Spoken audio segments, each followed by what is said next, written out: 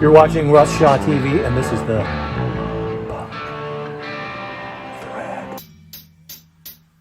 Yeah!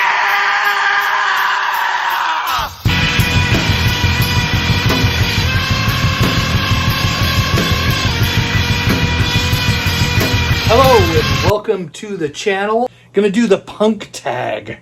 This is something that's going around on what's called the vinyl community. And Tommy the Vinyl Knot from way over there, over the pond and back, Finland, started this tag. And, you know, I'm late, but who cares?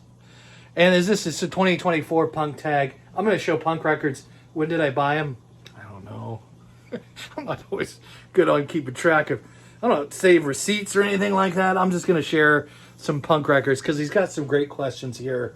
And show off the punk collection, you know, share the punk collection with the crowd out there. Thanks for watching. Show the loudest, dirtiest, most pissed off punk album. Well,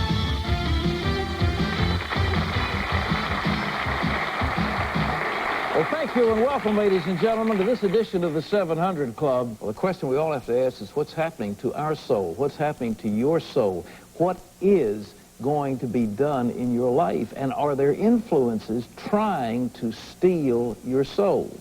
Well, perhaps no example of what can come along to warp the minds of youth stands out stronger than that of what's known as the violent punk rocker movement that originated in England. Now, this is the only CD I'm going to show. But this did not come out on vinyl. Loudest, dirtiest punk record you got. 2023, here it is. Sort of a notorious band. A friend of mine, a couple of friends of mine were in this band. There was two bands that were signed on to the Tooth and Nail Records. I've told this story before, and they came together to form this band because they were on what was been called the most influential Christian label. MXPX was on this label. 90 Pound Wuss was my friend Jeff's band. Opened for MXPX during the Teenage Politics tour back in the day. And Matt Johnson, who's been on the channel, he was in a band called Roadside Monument. So those two bands, 90 Pound Wuss, Roadside Monument, came together and formed this with some other folks and stuff. And there was actually a movie made about this band.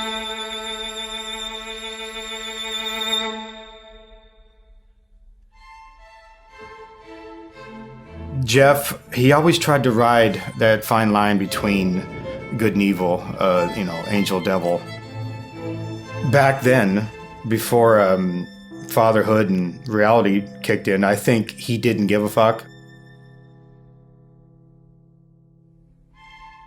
Things started with the live show getting a lot more intense as far as how far they were going to push the boundaries of things. Having strippers on stage, having performance artist dudes eat bananas and throw up while they're eating.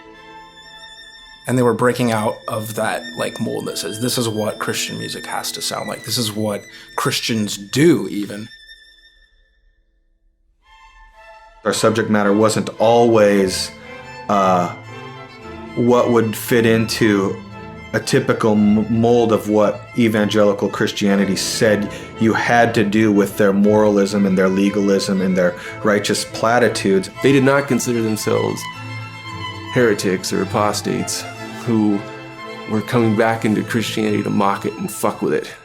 We were much more free in our faith to just be God's kids that were able to do what we wanted. So we were scandalous by nature because we drank and smoked and said fuck and shit and damn and whatever. I've always felt that Wrath of the Dead Monkeys was a significant happening in Seattle's pop cultural history. They threw this amazing tantrum that basically made me feel a real, actual sense of intellectual and spiritual liberation. Unfortunately, Raft threw this tantrum and then kind of just got sucked back into the machine. I think that's kind of tragic. Yeah, and the film was called The Complete History of Seattle. And it's not great, I'll be honest. Jeff was sort of like, yeah, it just kind of made us look like misogynists or whatever. You know, this is all their girlfriends from back in the day. This is Jeff's wife, Teresa. And yeah, but this is interesting music, and it's very fight the CIA, kill the motherfucker for the sake of shit, stuff like that. Vancouver, BC, before Christ. Vancouver before Christ. The divorce. The United States of Kiss My Ass. It just makes it worse to kiss my ass. You stupid jerk off, kiss my ass. I wanna vibrate, I wanna fucking move. Come on, kids, run your fucking schools. You damn losers, to kiss my ass. You dirty hippies, to kiss my ass. You drunk dickheads, to kiss my ass. All you assholes, kiss my ass. It's cool that I have this because there's not very many out there.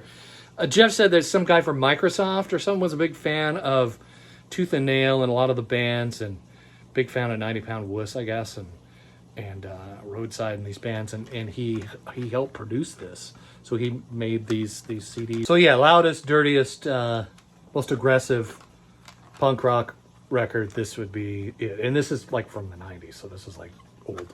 But anyway, it's interesting piece of Seattle history right here, and my loudest, dirtiest punk rock record. Question number 2, show a reissue or compilation. I guess it's sort of both. Sex Pistols, the original recordings. And this is a pretty cool double album. It's the indie exclusive. The wax is, it's black. Ha ha! I forgot. I thought it was colored, but it's not. But it's still cool. It's a good thing to have in the collection there. I like it. I know lots of folks like to share what kind of beer they're drinking doing these, and today it's morning. It's drizzly and gray outside as usual this time of year, and I'm having a hot cup of coffee. Question number 3. Show a punk rock band that made a comeback in 2023. So, again, my friend Jeff, the guys from 90 Pound Wuss got together after 23 years. I'll put a link in the description or a video on the end screen or something. We went to the first show that they did in 23 years. They played Furnace Fest, which is a big music festival in Atlanta, Georgia. It's like a natural, I don't know, it's like these furnaces or caves or something. And Furnace Fest is kind of a big deal every year. This is Shorthand Operation. This is the third and final album by the band, studio album. It's probably my favorite record of theirs. After I've really digested it and sat and listened to it, there wasn't many of these pressed. So Jeff, knowing Jeff, he signed it.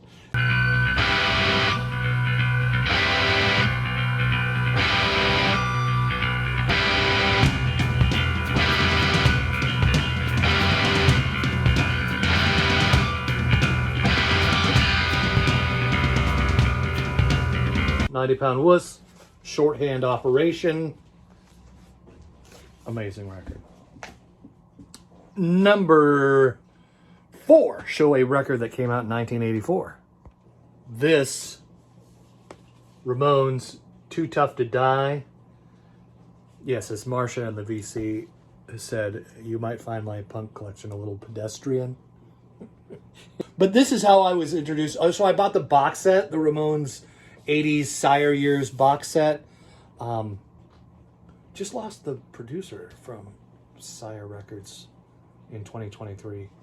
So that was kind of sad. Whoa, don't drop it, Russ. Damage any corners.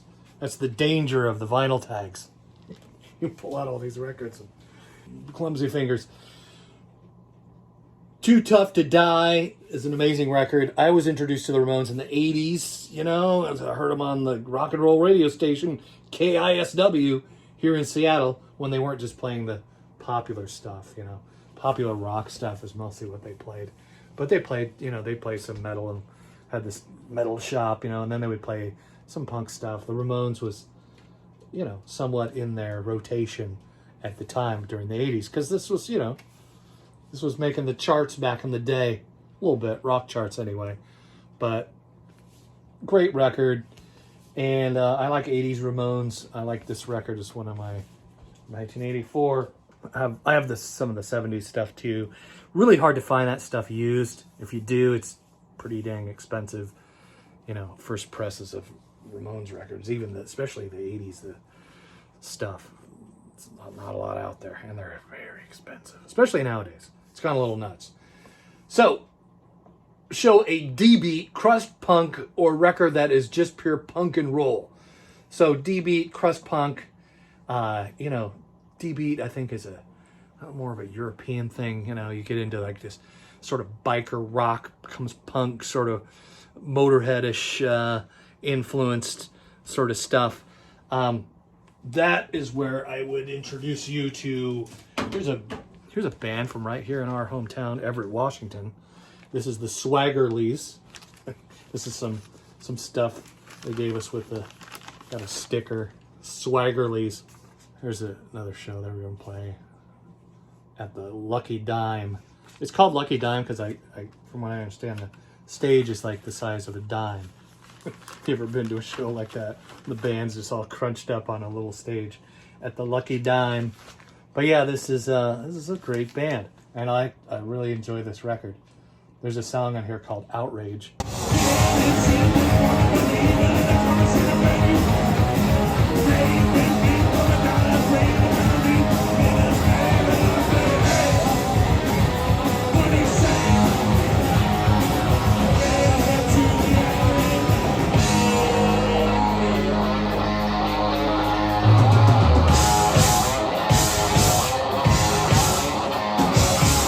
That's the Swaggerlies, and they've been around for a while. Cool guys, OG, still out there rocking, knocking them dead out there. Show a live punk record, live concert, and this is question number 6. So this is Sublime, $5 at the door. This is when they were doing, you know, more punk rock. This is way before the band was super popular. You know, they made that last album. Sadly, after tragedy struck the band, and that's a whole story that you know, a lot of you probably know. But I wanted to celebrate the more punk side of Sublime. This is $5 at the door, live at the Trestle Tavern, 1994. 1996, I believe, the self-titled, wildly famous Sublime album came out. This is only 2 years, and Bradley Nowell and the gang came into our town here in Everett, Washington. And it's funny that this was recorded a few miles from here, downtown Everett, Washington. And you see the album cover. It's funny because you got the palm trees, right, and the sun. You know, this is not Everett, Washington. This is not what's going on. And then on the inside, this is kind of cool. You got the band, right? And there's just like palm trees and stuff. It's just sort of cool, comic book, right? Graphic novel kind of stuff, artwork that's in here. Holy fucking God. This, crashed the van. I don't know what's going on with that. But I will tell you a story that, I talked to the Swaggerlies after the show. Again, we're going back to this band. And the bass player for the Swaggerlies was there that night. And he had done some gigs at the Trestle Tavern, which no longer exists, by the way. There's a trestle that goes across this valley that gets flooded all the time, so they had to build a trestle across it. And it was right by the trestles. That's why Trestle Tavern. Now, the band got lost, right? The guys from Sublime, from what I understand, got lost and couldn't find the gig. So he had to go, this is before, cell phones and stuff, right? So he had to, meet them at the Shell station up the street and get them to the show. And they helped them unpack their gear and set up and everything. And course, they were late, you know, and then helped them. But yeah, this show started late, and it's a pretty good recording for being in a tavern, recorded in a tavern, you know, back in the 90s. I was fairly impressed at this live album. The last record sounds better. It's kind of like, you know, a band gets dialed in, right? They finally kind of adjust the board enough for where you can hear the guitar and the singer and everything, maybe halfway through the show. That's probably why the second record is better than the first record. But this was a cool find, and I'm glad that we own it. And it's a piece of kind of nostalgia for our little city, that this was a piece of history recorded in Everett. And Bradley Knoll and the gang was like, you know, you put out a record when the band has a great show, and this, you could tell, like, the crowd's amped up and everybody's having a good time. So that was it's punk rock, man. It is. Moving on. Question number 7: show a colored punk record that looks like vomit. We have another one, but I thought this one would be fun. It's splatter vinyl, but the colors are sort of kind of weird, right? Like yellow and white, and it's on a clear vinyl. Teenage Bottle Rocket. Love this band. It's kind of skater punk stuff. If you haven't heard of Teenage Bottle Rocket, this image is like on all their covers, and it's either different colors. I'll tell you a little story about this band. I was at a Walmart. And I was walking by this guy, and he was like stocking shelves, a little long-haired guy, and I'm like, and he had this image on his arm, right? And I'm walking by, and I go, "Oh, dude, Teenage Bottle Rocket, awesome band." And he turns around, big smile on his face. He goes, "Yeah, those guys rock, man. They kick ass. Just punk and roll, punk rock. We were just, you know, kind of vibing." That's what's great about music, right? You see somebody, and instantly you have like this connection, like, "Oh, I know that band," you know. And then like his supervisor or someone walks by, and he's like, "Hey, get back to work." And he kind of turns around and starts putting stuff back on the shelves, and I like, "Later, man." Well, that was interesting. It's cool that he had the tattoo and stuff, but you know, you meet people in life in different situations. Okay, number 8. Show a punk record cover with leather jackets, skulls, or mohawk hairstyle. So these guys, I think, are wearing leather in there. This is Bad Religion. You can see the zipper on this one, so I'm assuming this is, the hairstyle is like German Shepherd. I think that's was a punk hairstyle back in the day. Love this record. I had to get it. Struck a nerve. This has got the big kind of punk hit back in the day, which was American Jesus.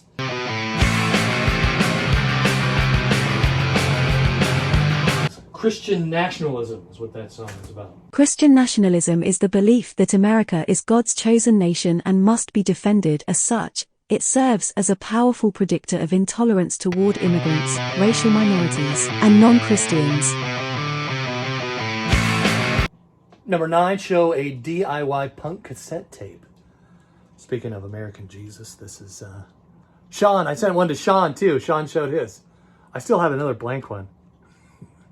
Hit me up in the, I don't know, comments, and maybe he'll make you one. Who knows? Our Record Roots, and look at the date. It says this tape is from 1977. This tape's like, what, 40 years old? And it sounds, so I got these in a box, like a plastic box at a thrift shop, and it was all sealed up, like it still had shrink on it, and these tapes were all blank. So I guess this is like, I don't know, like if you're doing Bible study and you don't like to write things down, right? You just, here's what I've got from the Messenger, the first Ecclesiastes. This is what I learned today. And you put it on a cassette tape. Brilliant! Except for no one did that. And 40 years later, I made a punk rock list of music on here. Bikini Kill, Social Distortion, MXPX, the Smut Peddlers. I don't know. No one can get through, they're running out of time. What if someone's calling me? Could be an emergency. I need the phone. Washington, D.C. band. But anyway, cool. That's my mixtape. So that's it. We're going to move on with that. Show a book for punks. So I'll show you some screenshots. Here's a book by Greg Gaffin. And speaking of Bad Religion, I got his book, which is like 12 hours long. I'm about 4 to 6 hours into it. Amazing guy, interesting story. Not what I expected, you know.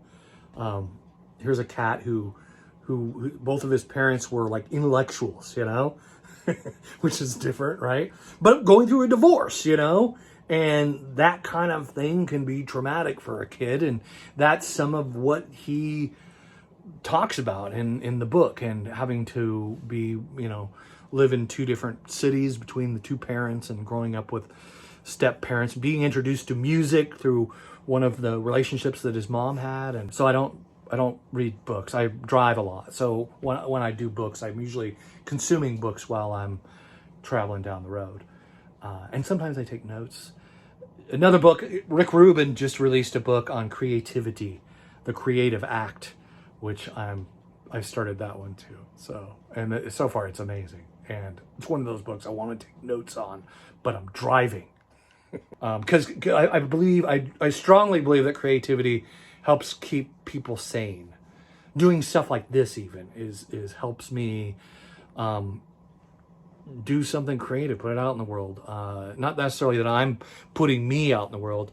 I had a friend ask me about that. He's like, well, I don't have this desire to put myself out there. And I don't either, as much as I have a desire to creatively share with the world things that I'm passionate about. And that's what this is, right? Moving on. Show a t-shirt or merch that you bought at a show. I got a shirt too while I was at the show. Dana got a shirt. Ooh, I should share that shirt that you got from the Middle-Aged Queers. Dana bought one of their shirts. This is, I got this. This is on the album cover for 90 Pound Wuss's first album. And that's the guy picking his nose. They kind of updated it too, to this image. It's a sticker on my toolbox. I also got that at the show. And it's like the middle-aged 90 Pound Wuss, which is funny. So this is early Beastie Boys. It says right there, going back to their hardcore punk roots.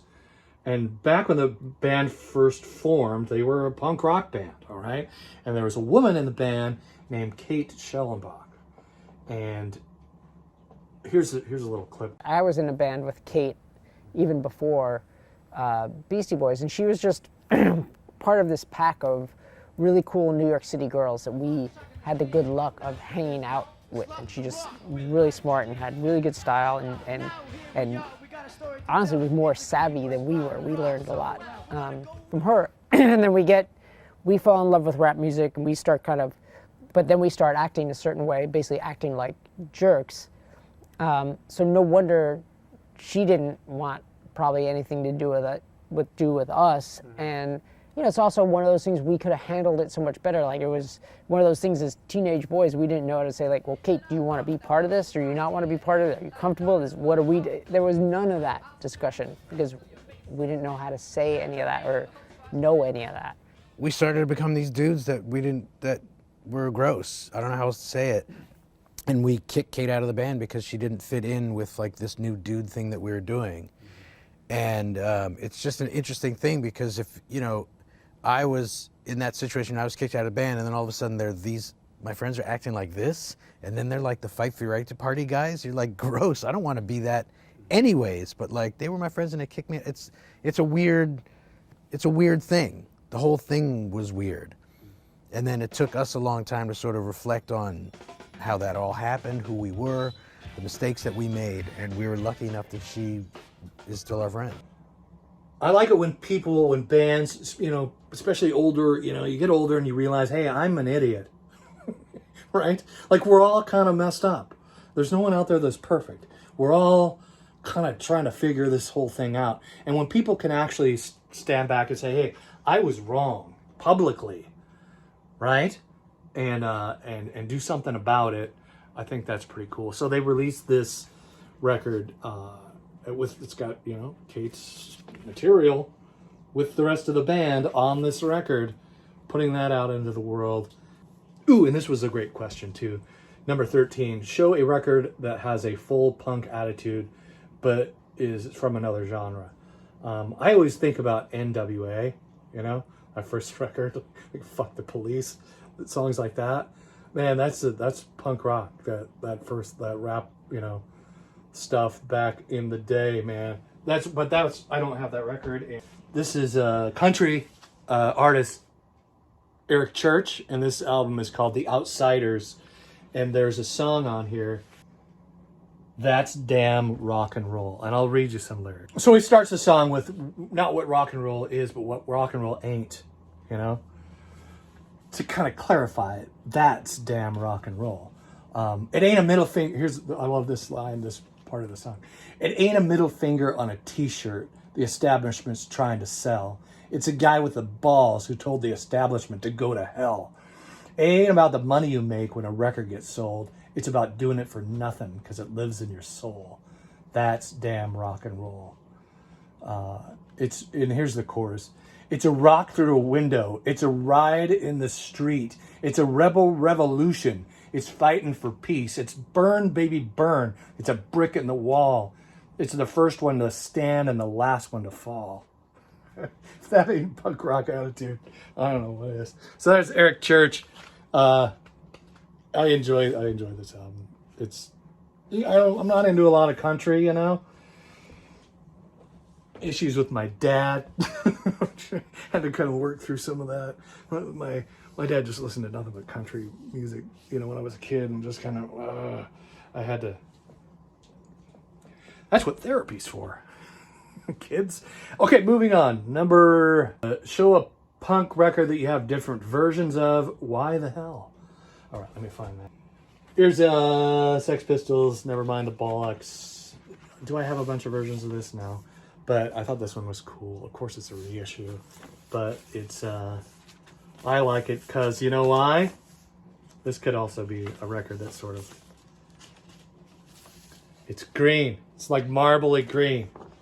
Kind of like, I don't know, vomit on St. Patrick's Day.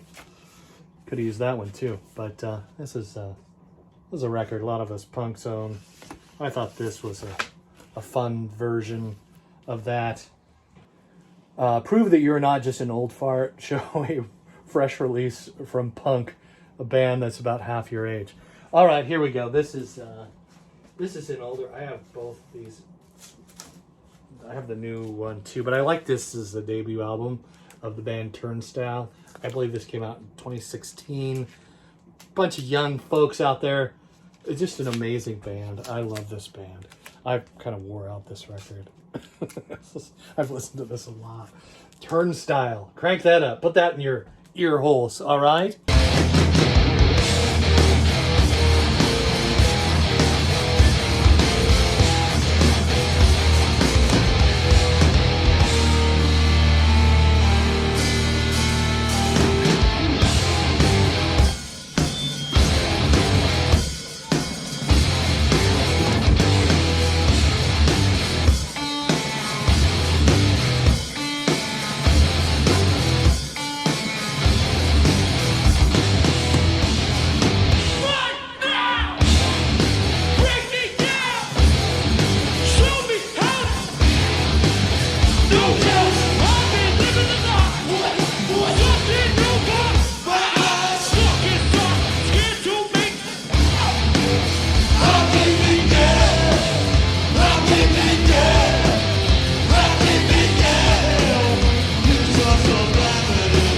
It's funny because I thought I ran into this really cool, you know, band that not a lot of people heard about, and then they released that they were opening for Blink 182. So they opened for the last tour that, or I don't know, maybe still touring with them. I don't know. Blink 182 shows. So the next question: show a punk record with a president or a leader. I don't.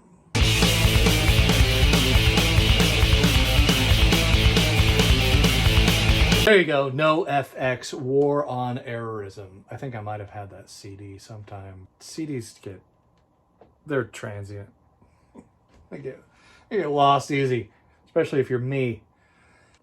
Number 17. Name a record that you've been waiting for to be released in 2024. All right, here it is. I already got it. And, you know, talking about waiting for it, I was hopeful that it would be good and maybe I would buy the wax. And I know, some of you are going to cringe, but I bought the Green Day record. Saviors. I do like this record. I think this is some of the best stuff they've put out in a while. There's some heart to this. There's a song in here called, there's a few songs. It's very pop punky, all right? It's going back to that, Dookie, and it's got some, American Idiot in here. But this song, Dilemma, here they are talking about it a little bit. This song, I was like, oh, yeah, I can relate to that. The song is called Dilemma. This is about addiction. Yeah. And I think maybe what you're saying in the song, again, this is me putting my shit into you. Like when you fall off the wagon, it's like, how come I can't control this? How come I can't defeat it? You know, I was sober for 5 years, and then I thought that I could kind of go back and be like just a normal drinker again, or something like something. Right. And I think I was for a little bit, and then it just escalated. And it just got to a point where I was, physically and mentally just drained, and I just felt terrible. I got tired of feeling tired, as they say. This song was written while I was drinking, and it was it's a strange feeling. It's like one of the most honest songs I've ever written. There's nothing about it that is like there's no like metaphor or anything like that. It's just like one of the most honest songs I've ever written. It's one of my favorites on the new album. I responded to it right away because of its honesty. And also it's a damn catchy song. But yeah, I really felt your pain. But I've got a great group of friends that I go out with, and we go see shows, and we're still able to have a good, sexy nightlife, so it's right. A good, night out, but we just do it without drinking, so the fact that I got up and was able to do this so early in the morning to come to your show is like, and feel good right now. Right. That's an accomplishment for me. So yeah, Green Day Saviors. It is some of the best stuff they've put out in a while. And this is on the indie. Got this from Silver Platter. So this is the indie release for indie record stores. There's a bunch of different variants of this. There was a bunch of splatter vinyl, but that's already sold out. I like this better anyway. It sounds better. Splatter vinyl you can usually hear something going on. But that's Green Day. I got to share this. Back to the merch question. Dana found this. This was from the show. Speaking of Green Day, so this is when we went to see my buddy Jeff and the 90 Pound List reunion type of show. So this image is Green Day. It's a Green Day image. And again, this is the middle-aged queers who were trying to get sued by big bands. Like, that's a good way to get some publicity, right? No news is bad news when you're, trying to get noticed out there, right? So they did these. I had to buy this too, 10-inch. Again, trying to get sued by Motley Crue. Shout at the hetero. It's pretty funny. And they were saying that. So they're from San Francisco, middle-aged queers, and so he made these shirts, by the way. He tie-dyed these. This is not, they just bought a bunch of tie-dyes and printed them. So Dana got this, and he said that they were trying to get sued by Green Day. Green Day heard about it and was like, they thought it was pretty funny and said, oh yeah, we don't care. So Green Day kind of signed off on this artwork here. So yeah, Green Day, standing up for LGBTQ community back in the day when it wasn't super popular like it is now. Number 18, we're down to the last 3 questions. Punk lyrics that have inspired you. A record with punk lyrics that inspired you. You ever buy a record for a tag? I wasn't going to buy this for the tag as much as I wanted this record, but I didn't know, it was still in print and stuff, but it was, and this was actually a good deal. I had to buy it on Amazon, but here it is, The Bouncing Souls, How I Spent My Summer Vacation. which is a great punk record. It was a darkness of my own. A song played on the radio. It went straight to my heart. This shirt. Again, boom, Link 80. This is my... It went straight to my heart. I carried it with me until the darkness was gone. Gone, gone, gone. 4 gones in there. It was a darkness all my own. A song played on the radio. Went straight to my heart. I carried it with me. That's music, man. That music has the power to do that. It's a kind of magic, or, you know, an artist emoting something out, and we kind of catch that, you know, and we can carry it, and we can... It changes people's lives. It is a beautiful part of being alive, is music. And that song, you know, is just one of those things. I'll share a little thing with you. I've been told I have major depression. So I should be on medicine, stuff like that. Doctors and all this, you know. Hey, Russ, yeah, that's pretty bad. I used to go to the doctors. This is on my medical chart. And I'd go in for, like, you know, I hurt my knee or something, you know, and my back or whatever. They ask me these questions like, how do you feel today? How is your, you know, seriously, I would go in for, like, take my blood pressure or something. I'm getting older. I'm at that age where the engine light comes on, you know? I'm at 50, I'll be 56 this year, geez. And they're like, you know, they just sit me down and have you had any thoughts of self-harm? Whatever. I don't know. But that's where this music, I like this song. It was a cloudy night, or so it looked to me. I felt so lost, I couldn't say why. I needed strength to change my mind, but those ghosts stuck like glue. I hated my life, believing I was no good. So those lyrics resonate as well. I just don't, sometimes it's just weird sadness comes over me. Part of it, I think, is we live here and it's been, you know, it rains like a lot, especially during this time of the year. Us northern hemispheres, I think, can relate to some of those lyrics. Just feeling like sadness, or, you know, depressive state, lack of vitamin D, whatever it is. So yeah, I love those lyrics. Number 19, your favorite punk rock lyrics of all time. Yeah, I'm going to go with Bouncing Souls Gone. I think that's just, you know, it's kind of there's some older songs back there, you know. I got some cobwebs out back there in the meat computer that I could probably stir up, but 19 is 18. How's that? We're going to go with that. Show a punk record that describes the current state of the vinyl community.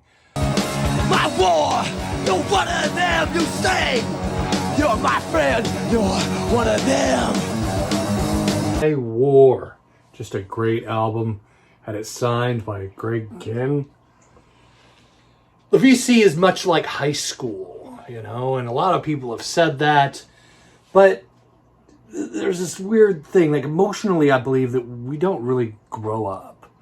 I think our emotional selves are still children, you know. We're still in high school wondering if we're cool or not. Is this a repress, Russ, or is it a original? Picking others based on opinions of stuff is what's going on. And you guys, you can have your war, and I'll have mine. Thanks for watching. If you liked the video, subscribe. If you made it this far, might as well hang out with me. Hit the like button. You know what to do. I don't have to tell you what to do. Don't hit the like button. Peace. Later. Thanks for watching. Bye. There's a kindred spirit right there. Thanks for watching.